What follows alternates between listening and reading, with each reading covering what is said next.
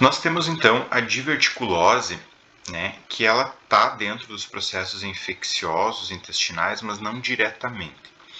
Por quê? O que é a diverticulose então? Nós temos os divertículos, que são no intestino grosso, ele tem essas reentrâncias, esses pontos que são como se fossem galerias no intestino grosso, tá? Mas eles são pequenos e são fisiológicos. Quando esses divertículos eles apresentam dilatações, né? Eles ficam maiores, digamos, que o normal. Aí a gente tem a diverticulose, que são essas dilatações saculares da mucosa e submucosa do cólon, ok? E o que causa isso? Normalmente, essa mucosa e submucosa, elas dilatam por fraqueza muscular, as camadas musculares do intestino, né? Então, pessoa mais idosa já tem essa tendência a ter fraqueza muscular, pode apresentar diverticulose, ou quando tem aumento da pressão intraluminal. O que faz o aumento da pressão intraluminal? Uma dieta pobre em fibras. Aquele paciente que vive constipado, que vive retendo conteúdo fecal dentro do intestino grosso, ele vai fazer uma pressão contra a parede do intestino e, consequentemente, com o tempo vai fazer um aumento desses divertículos, vai fazer uma diverticulose. Então, isso é bem correlacionado à diverticulose com isso. A diverticulose não tem tanto problema. O problema é quando esses divertículos, essas saculações aqui do cólon são maiores, aumentam a diverticulose e o paciente ele é constipado, começa então a entrar conteúdo fecal nesses divertículos e esse conteúdo entra e não consegue mais sair, ele fica encarcerado, ele começa a inflamar. Daí nós vamos ter uma doença chamada diverticulite. Então, uma complicação da diverticulose é o acúmulo de fezes e estase fecal dentro dos divertículos dilatados, e isso vai fazer um processo inflamatório que é a diverticulite. O paciente com diverticulite vai apresentar o quê? Dores abdominais na região do baixo ventre, né, na região para baixo do umbigo, digamos assim. Essa dor ela é persistente, crônica, né? O paciente pode apresentar febre, ele pode apresentar diarreias ou constipação, e uma característica também da diverticulose é que ele pode apresentar disúria, que é desconforto ao urinar. Por que ele apresenta isso? Porque como ele está com um processo inflamatório na região do baixo ventre, esse processo inflamatório pode irradiar, né, e consequentemente irritar a bexiga urinária, e daí o paciente, a urinária, ele apresenta esse desconforto, essa disúria. Então, dores persistentes no baixo ventre e associado a um desconforto ao urinar, com o paciente já que tem um histórico de constipação, desconfiar sempre de um processo de diverticulite. Ok? E a gente entra então nas inflamações intestinais, que são as DIIs, doenças inflamatórias intestinais. Entre as doenças inflamatórias intestinais, nós temos uma gama delas, mas as principais são a doença de Crohn e a retocolite ulcerativa. A doença de Crohn e retocolite ulcerativa, elas podem ser idiopáticas, ou seja, aparecer de maneira insidiosa sem causa aparente, por alterações autoimunes, né, imunológicas, alterações alimentares, fatores genéticos. Tabagismo, ele é um grande acelerador, ele é um fator muito que se a pessoa já tem predisposição genética ou imunológica para ter doença de Crohn ou retocolite ulcerativa, o tabagismo ele acelera ou ele ajuda no desenvolvimento dessas doenças. A primeira que nós temos então é a famosa doença de Crohn, tá? Característica da doença de Crohn, ela atinge todo o trato gastrointestinal. Isso é bem importante, né? Cai sempre em concurso, mas para a vida. Desde a boca até o ânus. Então, ela pode atingir esôfago, atingir estômago, delgado e reto e intestino grosso. É muito comum que aconteça no intestino grosso, mas acontece em todo o trato gastrointestinal. Outra característica, ela atinge todas as camadas do trato gastrointestinal, mucosa, submucosa, muscular e serosa também. Tá? Ela é uma doença difusa e salteada. Ela pode pegar pedaços do intestino grosso, daí ela aparece em pedaços do intestino delgado, pedaços do estômago. Ela não é uma doença que vá progredindo de maneira parelha, que vai subindo ou descendo. Ela aparece em fragmentos, aqui e ali, daqui a pouco aparece lá em cima, daqui a pouco aparece lá embaixo, né? Por isso que quer dizer que ela é salteada.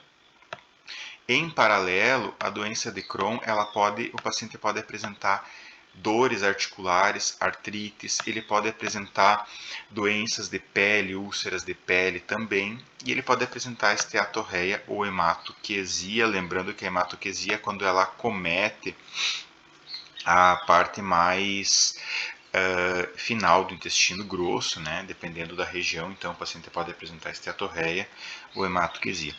E como ela acomete várias partes do trato gastrointestinal, é um processo inflamatório crônico, a gente vai ter essa lesão que a gente chama de pedra de calçada. Ela fica toda como se fosse um ladrilho, regiões mais elevadas da mucosa intestinal e algumas depressões da mucosa do intestino, que fica essa característica aqui, que a gente chama de lesão em pedra de calçada. Isso é característico de doença de Crohn. Tá? Manifestações clínicas, então, o paciente pode apresentar diarreia crônica invasiva, ele pode apresentar febre, anorexia e perda de peso, né? Isso aqui é muito importante, com o tempo o paciente começa a emagrecer, ele apresenta lesões perianais, pode apresentar úlceras perianais e desnutrição progressiva. Isso é importante saber. A segunda doença inflamatória intestinal que nós temos é a retocolite ulcerativa.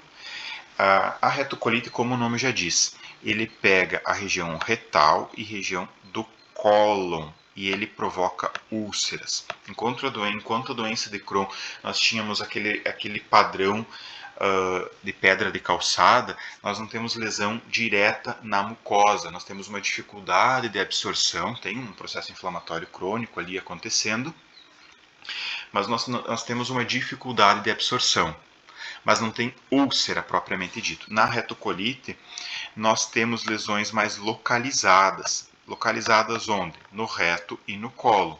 Elas iniciam no reto e elas vão subindo, ascendendo para o cólon. Elas não são salteadas, que nem a doença de Crohn. Tá? Elas vão subindo de maneira parelha pelo reto. Só acomete o intestino grosso, então a gente não vai ver retocolite no intestino delgado, ok? E, diferente da doença de Crohn, que pega todas as camadas do intestino, a retocolite ela acomete só a mucosa e submucosa, mas ela provoca úlceras nessa região, provoca sangramentos na mucosa e na submucosa. Consequentemente, o paciente vai ter muita dor e apresentar diarreia sanguinolenta.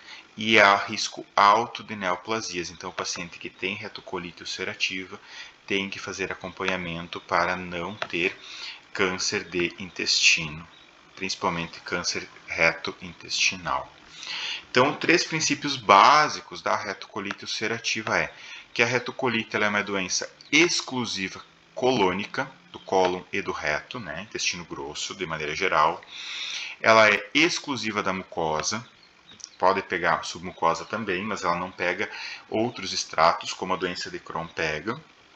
E ela é tipicamente ascendente, começa no reto e vai subindo. E uniforme, ou seja, não salteada. Manifestações clínicas. Então, o paciente apresenta diarreia invasiva, ou seja, retocolite ulcerativa, ela faz úlceras. Então, tem diarreia com se tem úlcera, tem sangue, tem muco, tem pus, porque tem inflamação. Então, o paciente vai ter esse tipo de diarreia sanguinolenta, intercalado por períodos assintomáticos. Né? Então, quando o paciente está em crise, ele vai ter diarreia, mas pode ter períodos que ele não tem isso. O paciente apresenta dores abdominais. Quando ele está em crise, ele pode apresentar quadros febris e ele pode apresentar-se anêmico. Por quê? Porque ele perde sangue nas fezes, ok? Então, o paciente pode começar a desenvolver quadros de anemia. E por fim, dos processos inflamatórios, nós temos a apendicite. A apendicite, ela é a inflamação do apêndice secal, que é aquele que fica lá no início do intestino grosso, né? Esse apêndice secal, ele termina em fundo cego, né? Ele não tem continuação, termina em fundo cego. E quando ocorre a entrada de alimento nesse apêndice secal essa saída desse conteúdo é impedido por algum motivo, né, por obstrução, enfim, ou entrada de algum conteúdo que temos conteúdo fecal aqui dentro, isso vai inflamar e vai infeccionar. Daí esse órgão vai distender, ele vai comprometer a circulação adjacente, né? Vai provocar um processo isquêmico e aí ele vai infartar, né? Ele vai morrer, vai entrar em necrose, infarto e necrose isquêmica, e aí vai ter, pode ocorrer a translocação bacteriana de dentro do apêndice secal para fora, para a cavidade abdominal, né? E aí pode ter uma peritonite. Em quadros mais graves, ele pode perfurar e aí pode gerar uma peritonite, que é um processo inflamatório da cavidade abdominal. Se o paciente não entrar em cirurgia para remover esse apêndice secal, fazer uma limpeza da cavidade abdominal, o paciente pode vir a óbito.